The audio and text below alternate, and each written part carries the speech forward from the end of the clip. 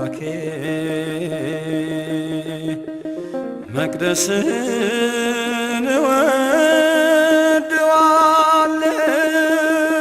በምዕራብ ጎጃም ዞን በባህር ዳር ዙሪያ ወረዳ ከሚገኙ የመስህብ ቦታዎች መካከል የእንቁርጢ አቡነ ገብረ መንፈስ ቅዱስ ቤተክርስቲያን የሚገኘው ከባህር ዳር አዴት ከተማ በሚወስደው የአስፓልት መንገድ ሲሆን ከባህር ዳር 15 ኪሎ ሜትር ርቀት ላይ በትራንስፖርት በመሄድ ቅንባባ ቀበሌ እንቁርጢ አቡነ ገብረ መንፈስ ቅዱስ በእግር 5 ደቂቃ መንገድ ያልሞላ ተጉዞ በ2001 ዓ.ም የተመሰረተ ታላቅ ገዳም ነው።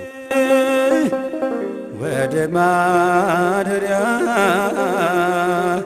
ልምጣ ማልጄ ወደ ማደሪያ ልምጣ ማልጄ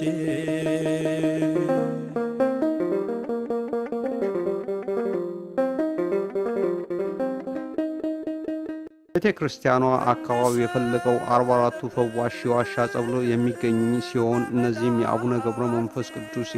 የተከስተ የቅድስት ድንግል ማርያም፣ ቅድስት ኪዳነ ምሕረት፣ ቅዱስ ሚካኤል፣ ቅዱስ ገብርኤል፣ ቅዱስ ሩፋኤል፣ መጥመቀ መለኮት፣ ቅዱስ ዮሐንስ እንዲሁም ሌሎቹ ፈዋሽ ጸበሎቹ በዋሻው ውስጥ የሚገኙ ሲሆን በጸበሉም ከተለያዩ አካባቢ በተለያዩ በሽታዎች ተጠቅተው የሚመጡ ምዕመናን ተፈውሰው ወደ መጡበት አካባቢ